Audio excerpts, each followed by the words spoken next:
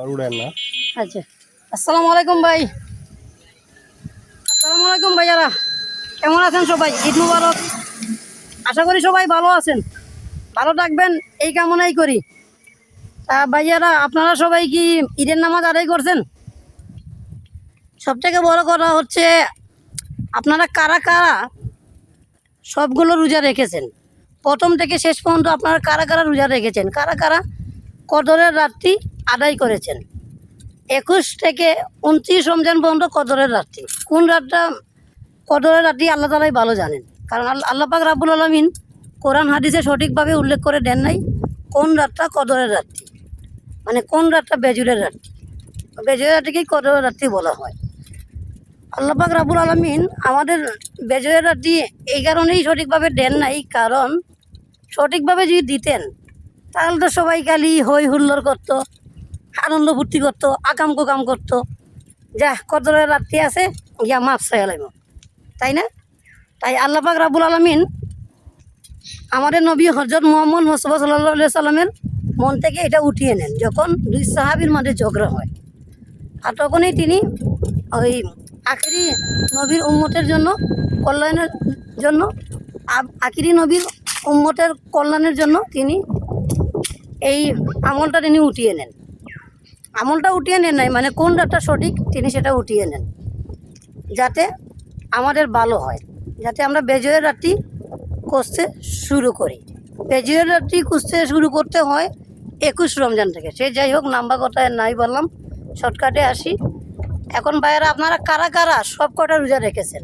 যারা রোজা রেখেছেন সবগুলো প্রথম থেকে শেষ পর্যন্ত ধৈর্য সহকারে, তাদের সকলের জন্য আমার পক্ষ থেকে সালাম।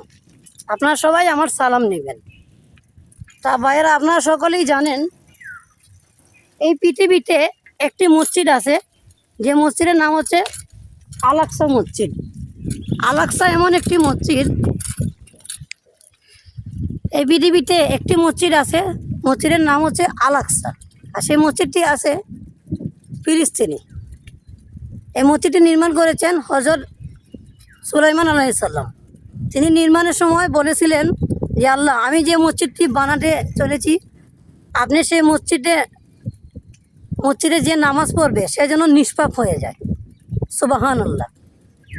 তাহলে সুলাইমান আলাইহিস সালাম তো আমাদের নবীও হতে পারে, তাই না? সে তো আমাদেরও নবী, যেহেতু তিনি চেয়েছেন যে এখানে যে একটা সেজদা দিবে সে যেন নিষ্পাপ হয়ে যায়। এবার ভাবুন তো, তিনি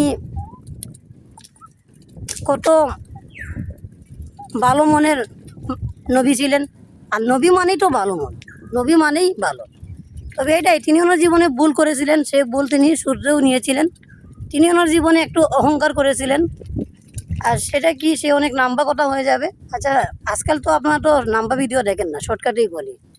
এখন আপনারা সকলেই জানেন ফিলিস্তিনিতে যুদ্ধ চলতেছে শুধুমাত্র ওই মসজিদের জন্য, আল আকসা মসজিদের জন্য। আচ্ছা, আল আকসা মসজিদের জন্য কি ফিলিস্তিনিবাসী যুদ্ধ করবে? তারাই গালি জীবন দেবে? আমাদের কি কোনো দায়িত্ব নেই? বাংলাদেশে এত এত মুসল্লি থাকা সত্ত্বেও ফিলিস্তিনিবাসী একা কেন যুদ্ধ করবে?